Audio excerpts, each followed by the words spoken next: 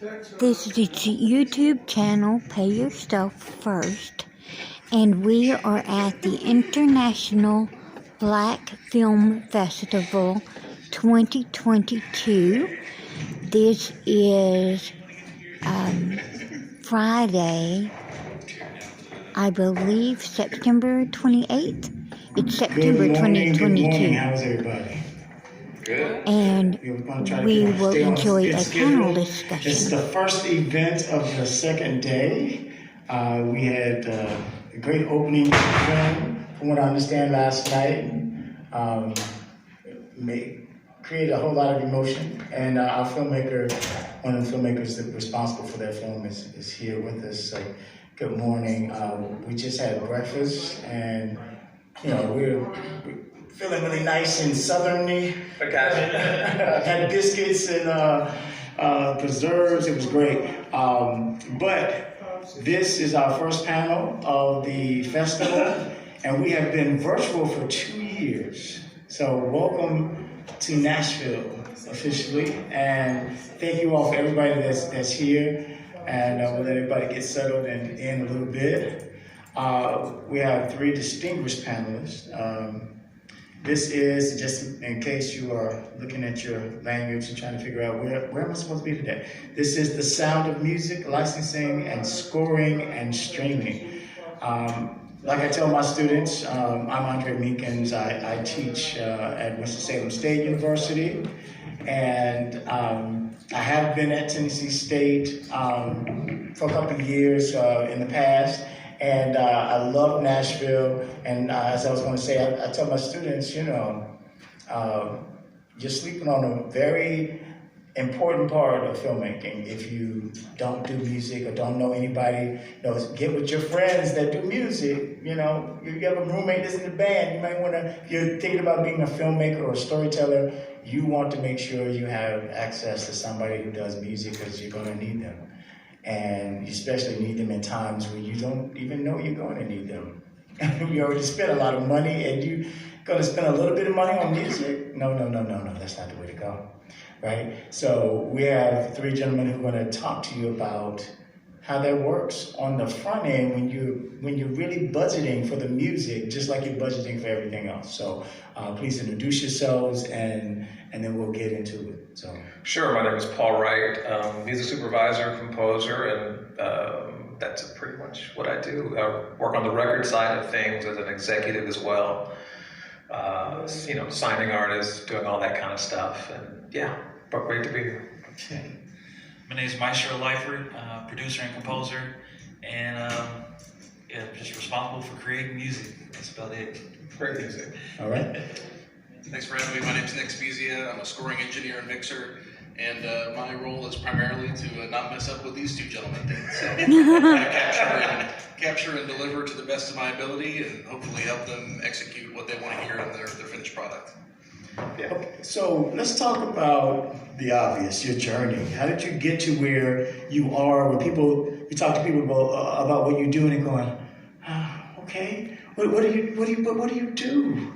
But how did you get here first? We'll talk about what you do specifically, but now, how did you get here to yes. where I'm now? Mm-hmm. On the film side of things, it's been within the last 10 years, and it was pretty a natural progression. Coming from the record side and being an executive, I was an A&R vice president in New York at Zomba. We were in charge of all the, that was a part of the Jive Zomba label group. So we had everybody from Fred Hammond Commission, all the Yolanda Adams, all those people I was responsible for. And then, of course, on the secular side, we had NSYNC and Backstreet Boys and all those other people on that side. So it was a neat mix of trying to balance that. One thing that I always try to do, because as times change, especially when we got into the 2000s, when new media started coming along, music and film has always been important. Yes. But what happened was when streaming started to take off, and these platforms popped up, the Netflix and the Hulu's and stuff like that, the need to marry those 2 became even more important. Yes. So it was a natural progression for me to go straight to film. It started off with commercials, doing ad commercials and stuff like that for television. And then the first kind of real big thing where I kind of dipped my toe into the TV world was co-writing the Martin Show theme song with Mark and Joey Kibble of Take Six. When we wrote that one, that's when I realized, oh, this is a great world to be in. This is like, okay. And then from there, because that was season 4 and season 5 theme song. So from that point on, it became more and more important to get to marry those two. And then, probably in the last 10, 15 years, being a music supervisor for film and television has been my primary focus from that point on. You see how modest the tech people are? I just work with, No. No.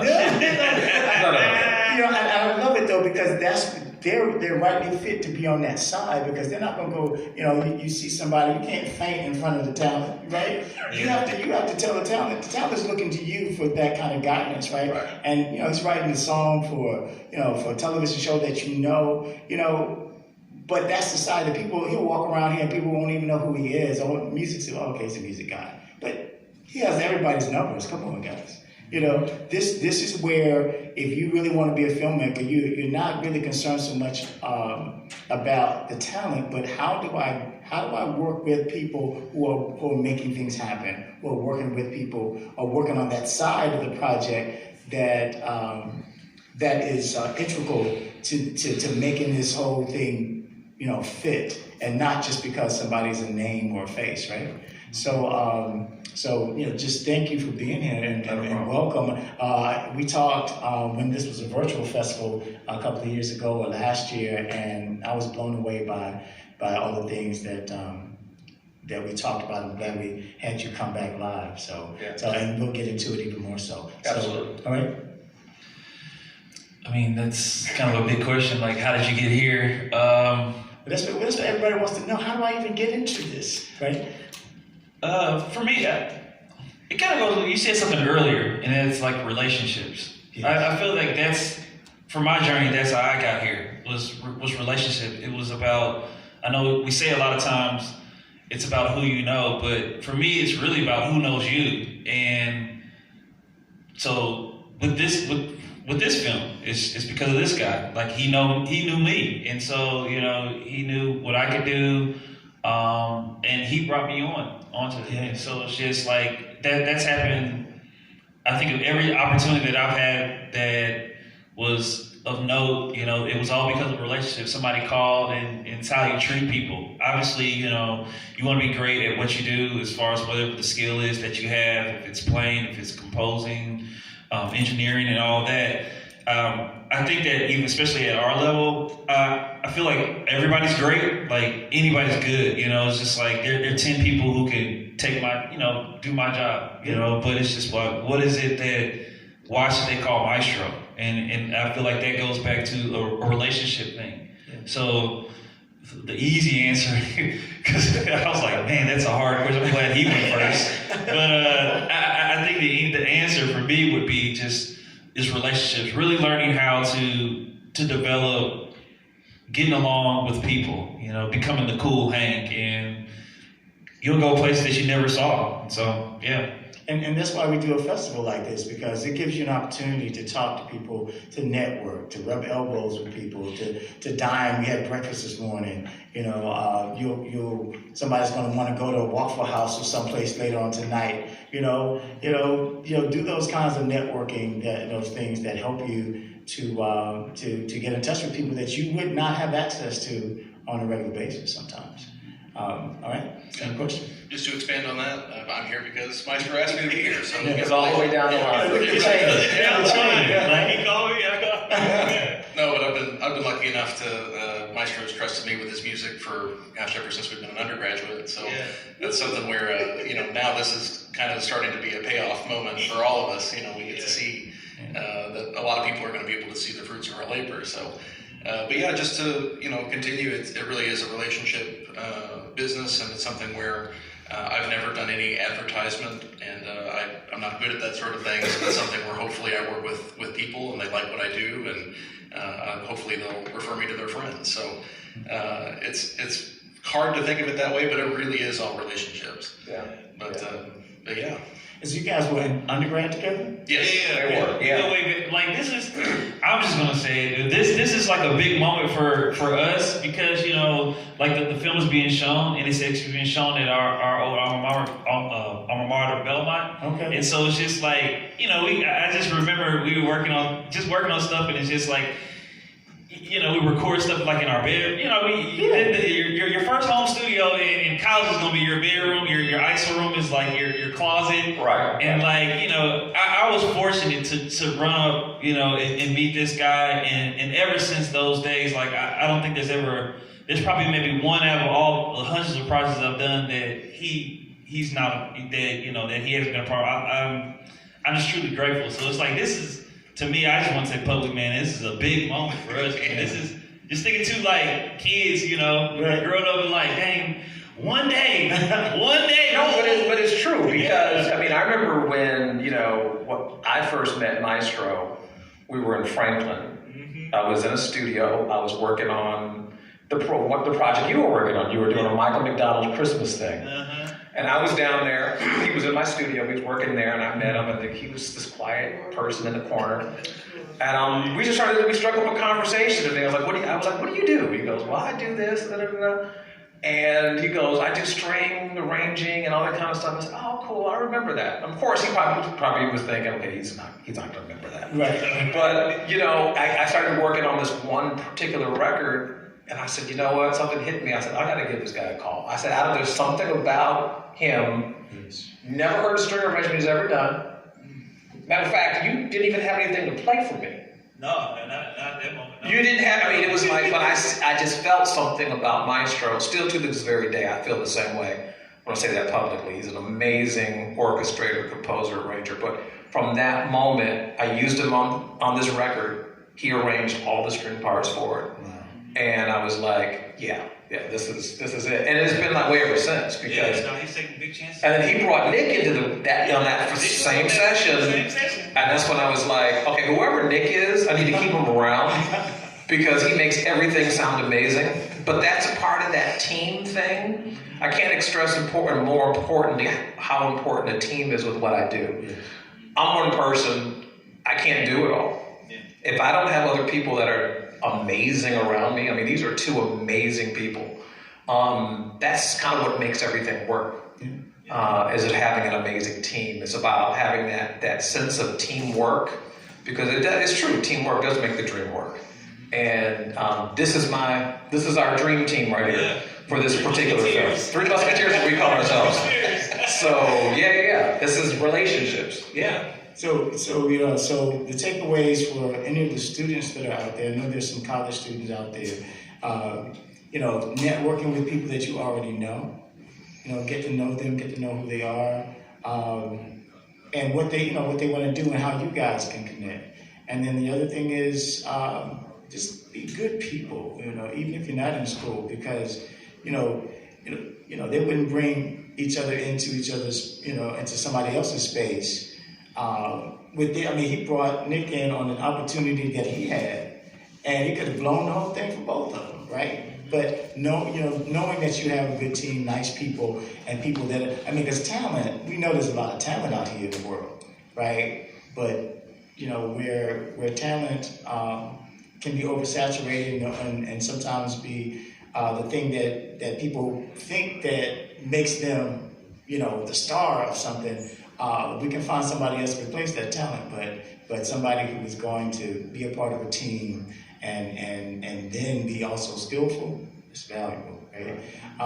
So let's get into what you really do with the film. How do you come in and how does a filmmaker find out, first of all, that they need you, that they need your services? Well, all filmmakers are different, and music is an integral part of any film. So the first call that I got, and I'll just explain the process on this latest film because that's the one that we're premiering tonight, but it starts with the call from the producer. The producer calls the music supervisor.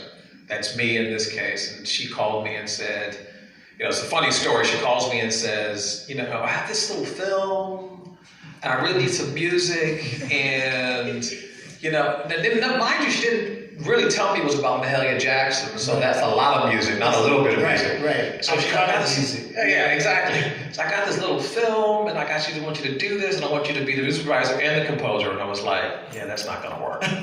So he was like, well, you can do it, blah, blah, blah, blah. But as soon as she said, told me about, and she didn't even have the star of the film yet. Yeah. She just told me it was a film. She gave me the script. I read the script. It was like my first call. I was like, I can't do this film without Maestro.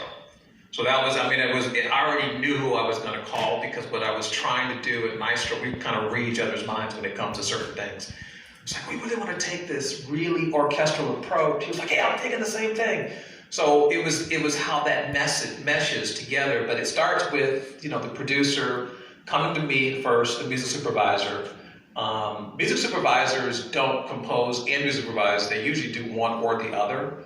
In this case, which is the reason why I had to bring someone else in, because it was just a Herculean task, because we were trying to create music over 5 decades. Mm-hmm. And that is no small feat. But it starts with that, and finding a producer, here's the most important part, is not making music an afterthought to a film.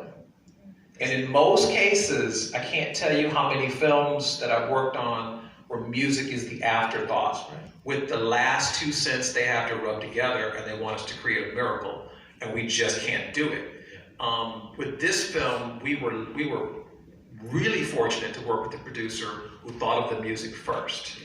She knew that it was about Mahalia Jackson. She knew that it was all about the music, and she made sure that was the priority, even in the budget. Because usually music is 10% of your overall budget, 10 to 15% of your overall budget. If your budget's, $1 million, whatever the case is, then $100,000 has to be spent on music. It's just that simple if you want it to be a great movie. So in her case, the music to her was just as important as the actor she had cast for the film. And then when she told me that it was Lettucey that was playing Mahalia, then that was like, okay, hey, we can do this thing. Right. This is going to be amazing. Yes. But we didn't know when we first started talking and reading the script that it was going to be Lettucey. And that didn't happen until probably 2 or 3 weeks after I even sent you the script. And I was like, hey, Maestro, I want you to do this thing. And then from there, that's when what we call the prepping, the spotting of the script. I do normally 2 spotting sessions, and what the spotting session is, and then Maestro can talk more about this when his end, but the spotting session for me, as a music supervisor and / composer, whatever I'm doing for any film, is looking at the script and going, where can I mentally place music when I'm reading this script? Okay. What is the script saying to me? And it's not like I have music already in mind. It's just that I'm thinking of what I feel in certain parts of the script. Okay, so for those taking notes, I see somebody taking notes. So that's called spotting, right? You figure out, you read the script. You read the script. Read the script. You read the script. Don't wait for the dailies to come in to watch the film, because at that time you're really too late. Because by the time you get the dailies in, it can totally change. Like Maestro can tell you, and he will tell you, the script will give us one thing, but if you don't already have that idea in place that you can pivot from, if you have to pivot when you see the dailies, then you're really starting off at a deficit. Yeah. But to have the script first, and to spot the script first, and then you do another spotting session when you get the dailies, then you can really go, okay, this is what the film, because I'm telling you, when we read the script, there were several times Maestro and I were on the phone late at night going, yeah, this is great, but I think we need to pivot from here, because now that we see Lettucey in the film, we feel a whole different thing. So you have to be ready. You have to be ready to pivot as well. And the dailies, for those who are just really getting into the baby end of the film, those are the shots that you see that they've already put in the can, and now they're showing them to you, and they're saying, do something with this. Right? But they already have an idea, and then, so just like anything else creative, you plan something out, then you pivot when things go a different direction. So really good. So now you have Lettucey, you have a producer who really values, your part in this film. So then, after doing your spotting, how does this whole marriage come together now? Well, the marriage can come together one or two ways. I mean, sometimes you can have a producer that, I'm going to say this lightly, that wants, or that where they think they know music well enough to kind of tell me what to do for a film. I'm going to leave the stage now. Okay. Because that happens so much. I can't tell you how many times producers will, no musical background, let me just start there. Not an ounce of musical background, but it's their film. It's their film. They're the producers, they're paying me. You kind of have to listen to them, but you're kind of trying to direct them to the point of, yeah, that's not quite what this really needs. Right. In the most delicate, polite way I possibly can say it without, yes. Right. So anyway. Without burning the bridge. Without burning the bridge, exactly. Exactly. But with Erica, and I'm going to speak on this film, she was a unique producer where she literally said to me, day one, I trust you. Yeah. That doesn't happen. I'm going to tell you what and I'm glad she said it because it had to happen. Mm-hmm. Because there's only, if it was part of making this film during COVID to begin with, but I had to deal with a producer that wanted to micromanage the music, we would be still working on this film. Right. Because there's too many components. I mean, how many cues did we have in this film, guys? Was it that we used? Oh, that we used in the film. Well, okay, yeah. How many cues do we have that we did totally? There was probably over 60 cues, that's including some of the songs as well, but that's a lot of cues for a film. Yeah. There's so much music in this film. I think we looked at the film, it was a 90-minute film, and I think we had like 70 minutes of music. Mm-hmm. Wow. So that's a lot of music. Yeah. So that's how you marry those two in the end. You get a producer. Now, when a producer wants to dive in and be a part of this process, we can work with that. I mean, we did it on a film. We worked on a Christmas film together where it was on VH1, I think it came on. It was Adventures in Christmasing, starring Kim Fields and some other people. That was just out last year, I believe. And this was a case where the producer wanted to be a part of everything. I mean, literally everything. Mm-hmm. Got to the point where we had this opening cue. I'm spending time, I'm writing this opening cue for this thing, and I probably redid the cue 20 times. Mm-hmm. At least 20 times. Wow. To the point where I had to tell my friends, you got to keep working on some other stuff because she has me on this one cue. Literally, this is like 45 seconds of the film. Mm-hmm. So, yes. And then they want more of it. And they've held you up for this long. They held me up, and I'm like, the only way we're gonna get this film done is like Maestro had to take over a little bit while I sat down with her for 3-4 days figuring out this 145-second cue. Wow. Thank you, Paul, for taking care of that. So yeah, well, those are the two different ways things can go. And you have to be ready as a music supervisor, in this case, or a composer, in our case, you have to be ready to go along with whatever happens, because if not, everything stops. Yeah. And you have to be ready to throw out ideas. And the idea that we threw out, I was like, okay, this is the worst idea. I'm just gonna put everything in this one cue. It's horrible, I'm throwing it out there anyway. She loves it. Wow. So you never know. Yeah. You just never know. And I was just like, it's a lot, but, okay. Because I was like, hey, I don't know what to do. I said, I'm at the end of my rope, and I said, Maestro, help me out here. And he goes, that's a lot of stuff in that cue. I'm like, I know, but I don't know what she wants. But that's the two different worlds that you can possibly see yourself in, where you have to be ready. You just have to be ready at all times. So speaking of that ready, so Maestro, being ready when he throws it to you and says, "You're on, dude."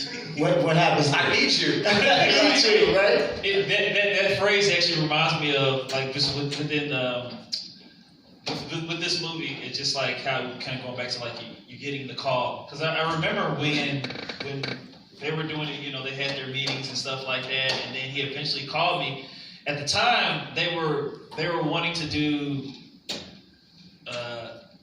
the other team, Eric and their team, they had a composer in mind that they wanted to use. Sure. And Paul, man, thank God for him that he wanted to use me. And then Paul was telling me about like this composer thing too with some other person, and I was excited about it. I mean, I love to collaborate because it gives you an opportunity to learn, get out of your own kind of thing. So it's just I'm not. Oh no, I want to do it all by myself. I'm not that kind of person. So I was excited. So we were all on this call together.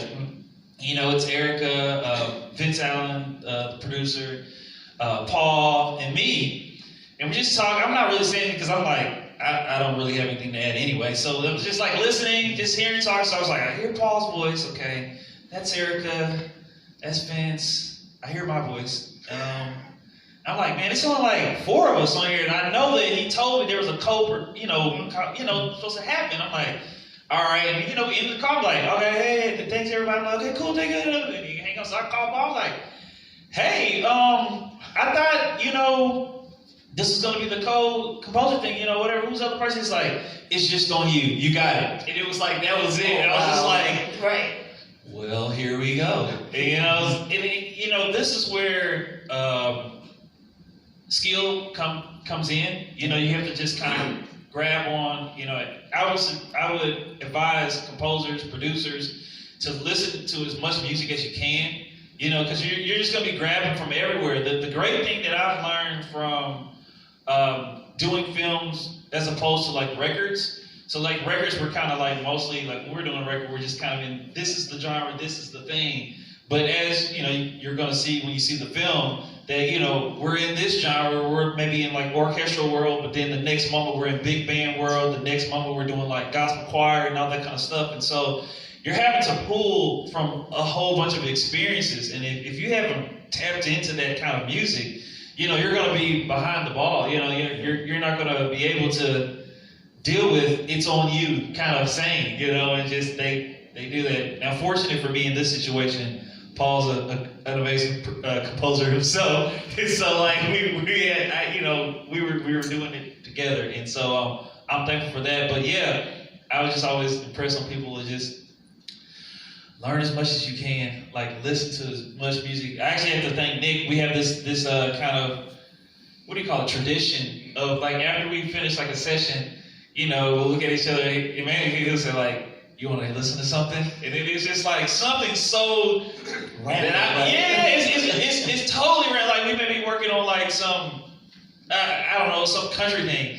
And then like he'll like, you want to listen to something? And I'm like, yeah, let's do it. It may be some electronic whatever, and it's just, you just learn, and then all of a sudden you may get a call to do some electronic film or something that where you can bring, that to it. And if you don't open your ears up, just, yeah. Yeah, open your ears, opening up your mind to different genres. I don't want to give any of the film away, but just watching this film and thinking about all the music, the different genres, different eras.